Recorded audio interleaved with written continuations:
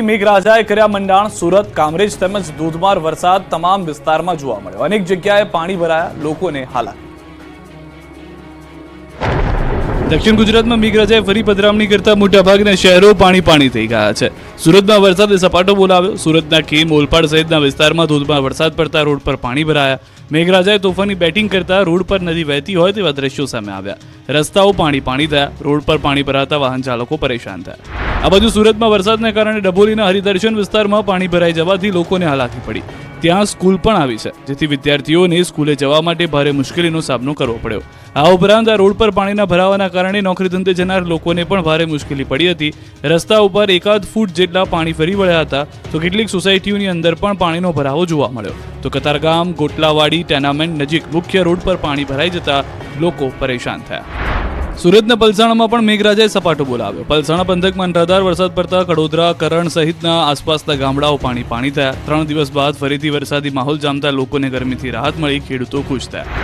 તો સુરતના અમરોલી, છાપરા, ભાટ, વરિયાવ, જહાંગીરપુરા સહિતના વિસ્તારમાં પણ વરસાદે જમાવટ કરી. વરસાદના પગલે રોડ પર પાણી ફરી વળ્યા. નવસારી જિલ્લામાં પણ છવાયો વરસાદી માહોલ. વીરાવાડ, ટાટા સ્કૂલના જૂના થાણા, ઝવેરી સડક જેવા વિસ્તારોમાં મેઘો મહેરબાન થયો. ફરી મેઘરાજાનું આગમન થતા વાતાવરણમાં ઠંડક પ્રસરી. વાદળછાયા વાતાવરણ બાદ નવસારી શહેર સહિત ગ્રામ્ય વિસ્તારોમાં વરસાદ આવતા ખેડૂતોમાં ખુશી. રાજકોટમાં કોંગ્રેસે હીરાસર ઇન્ટરનેશનલ એરપોર્ટનો રમકડાના પ્લેન બતાવીને અનોખો વિરોધ કર્યો.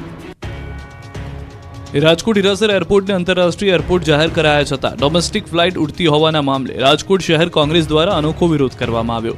રમકડાના પ્લેન બતાવીને બહુમાળી ચોક ખાતે વિરોધ પ્રદર્શન કરવામાં આવ્યું. રાજકોટ કોંગ્રેસે ચૂંટણી પૂર્વે પ્રજાના પૈસાનું ભાજપે 1400 કરોડ રૂપિયાનું આંધણ કર્યા હોવાના આક્ષેપ કર્યા. રાજકોટ હીરાસર એરપોર્ટ પર ઇન્ટરનેશનલ ફ્લાઇટ ઉડતી ન હોવાના કારણે કોંગ્રેસે વિરોધ કર્યો. રમકડાના પ્લેન બતાવીને બહુમાળી ચોક ખાતે હલ્લાબોલ કર્યો. રમકડાના પ્લેન ઉડાડી સૂત્રોચ્ચાર કરી વિરોધ કરવામાં આવ્યો. 15 ઓગસ્ટ સુધીમાં એરપોર્ટ ખાતે સ્થાયી ટર્મિનલનું નિર્માણ કાર્ય પૂર્ણ થશે. નિર્માણ કાર્ય પૂર્ણ થયા બાદ સ્થાયી ટર્મિનલમાં ડોમેસ્ટિક ફ્લાઇટનું સંચાલન કરવામાં આવશે. ઇન્ટરનેશનલ ફ્લાઇટના સંચાલન માટે અન્ય સ્થાયી ટર્મિનલ બનાવવા બાબતે પ્લાનિંગ ચાલી રહ્યું છે. અસ્થાયી ટર્મિનલમાં કાર્ગોનું સંચાલન કરવામાં આવશે. પાણી વગર પરેશાન ગાંધીધામના લોકોએ સમાજની વાડીમાં અધિકારીઓને પૂરી દીધા. કંઈક આ રીતે ગાંધીધામના લોકોએ અધિકારીઓને સમાજની વાડીમાં કેદ કરી દીધા. કારણ હતું પાણી. કેમ કે ગાંધીધામમાં પાણીને લઈને કેટલાક સમયથી લોકો પરેશાન હતા. પેવર બ્લોકના કામમાં મોટા પાયે ગેરરીતિ થઈ. રોડ ઊંચો થઈ જતા વરસાદી પાણીનો નિકાલ બંધ થઈ ગયો હતો. ચોમાસા દરમિયાન લોકોના ઘરમાં પાણી ઘૂસી ગયા. આ અંગે અનેકવાર રજૂઆત કરવા છતાં તંત્રએ લોકોની વાતો ન સાંભળતા અંતે ગુસ્સે ભરાયેલા લોકોએ અધિકારીઓને પાણી બતાવવાનું નક્કી કર્યું. ગાંધીધામમાં મહેશ્વરી નગરમાં ભારે વરસાદ બાદ પરિસ્થિતિ જોવા માટે પાલિકાના જવાબદાર લોકો આવ્યા હતા. ત્યારે રોષે ભરાયેલા લોકોએ નગરપાલિકાના પદાધિકારીઓ, એન્જિનિયરોને સમાજની વાડીમાં કેદ કરી દીધા. લોકોએ સમાજવાડીમાં પૂરીને તાળું મારી દીધું હતું. કલાકો સુધી બંધ કરી દેવાયા હતા. સમાજે રજૂઆત કરી કે અહીં પાણીનો ભરાવો ઘણો છે અને જે કામ થયા છે તે અધકચરા થયા છે. વરસાદે સપાટો બોલાવ્યો. ડેમો છલકાઈ ગયા, ખેડૂતોના હૈયા મલકાઈ ગયા. જુઓ આ દ્રશ્યો. અમરેલી પંથકમાં વરસાદે કેવી જમાવટ કરી છે. ભરપૂર નદીના આકાશી દ્રશ્યો નિહાળી અમરેલીના ખેડૂતોની ખુશીઓનો કોઈ પાર નથી રહ્યો. અમરેલી પંથકમાં મેઘરાજાએ 3 દિવસથી ધમાકેદાર બેટિંગ કરતા ગામડાઓની નદીઓ ગાંડીતૂર બની ગઈ છે. લાઠી, બાબરા આ સહિતના વિસ્તારમાં વરસાદે તરખાટ મચાવતા ડેમો છલકાયા છે. ત્યારે ગાગડિયો નદીમાં 3 વખત પૂર આવ્યું. ચેકડેમ અને તળાવો છલકાતા ખેડૂતો ખુશ થઈ ગયા. અમરેલીના ખાંભા પંથકમાં પણ મેઘરાજાએ ધબધબાટી બોલાવી નાખી. ખાંભા શહેર તેમજ ગ્રામ્ય વિસ્તારમાં વરસાદથી પાણી વહેતા થયા. સરાકડિયા, નાનોડી આ સહિતના ગામોમાં વરસાદ નોંધાયો. ઊભા પાક પર પિયતરૂપી વરસાદ થતા ખેડૂતોમાં ખુશીનો માહોલ જોવા મળ્યો. આ બાજુ રાજુલાની બજારોમાંથી પણ પાણી વહેતા થયા. અહીંયા વરસાદે મંડાણ કરતા મુખ્ય બજારમાં વરસાદી પાણી ભરાયા. ભારે વરસાદથી રસ્તા પર નદી વહેતી થઈ હોય તેવા દ્રશ્યો સામે આવ્યા. ધારી શહેરમાં પણ સવારથી જ ઘેરાયેલા કાળા ડિબાંગ વાદળો વરસી પડ્યા. ભારે વરસાદથી ધારી પાણી થયું. તો સુરેન્દ્રનગર જિલ્લાના ચુડા તાલુકાનો વાંસલ ડેમ ઓવરફ્લો થયો. ડેમ છલકાતા તંત્ર દ્વારા નીચાણવાળા ગામોને એલર્ટ કરવામાં આવ્યા. ચુડા તેમજ આજુબાજુના વિસ્તારમાં વરસાદ અને ઉપરવાસમાં પડેલા ભારે વરસાદથી વાંસલ ડેમ ઓવરફ્લો થયો. તંત્ર દ્વારા ચુડા, ગોખરવાડા, ભગુપુર આ સહિતના નીચાણવાળા ગામોને એલર્ટ આપવામાં આવ્યું. નીચાણવાળા વિસ્તારમાં રહેતા નાગરિકોને અન્ય જગ્યા પર સ્થળાંતર થવાની સૂચના આપવામાં આવી. આ બાજુ મોરબીના ટંકારાના ગ્રામ્ય વિસ્તારોમાં વરસાદે જમાવટ કરી. નેસડા સુરજી ગામે કોઝવે પર ધસમસતા પાણી વહેતા થયા.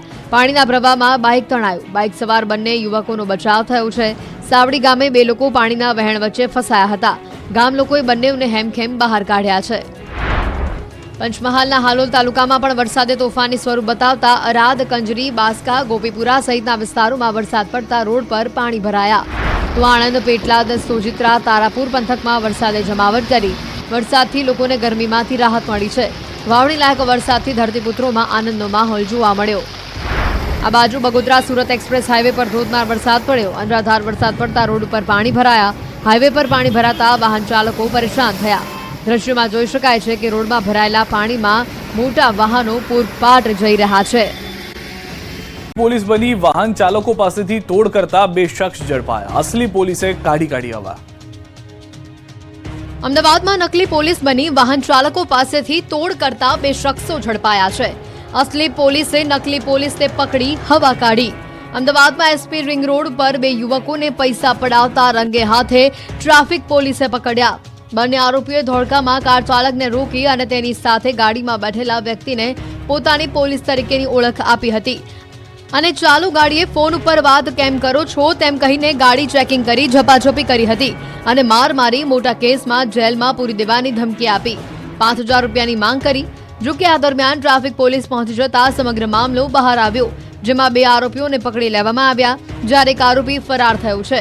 બંને આરોપીઓમાં એક આરોપી અમિત ઉર્ફ ભૂરિયો નાગર અગાઉ સરખેજ પોલીસ સ્ટેશનમાં આવા જ નકલી પોલીસ બની પૈસા પડાવવાના ગુનામાં ઝડપાયો હતો, જ્યારે બીજો આરોપી અનવારુ હલક અંસારી અગાઉ રખિયાલમાં એક ગુનામાં ઝડપાયો છે. હાલ બંને આરોપી વિરુદ્ધ ગુનો નોંધી વધુ પૂછપરછ હાથ ધરવામાં આવી છે.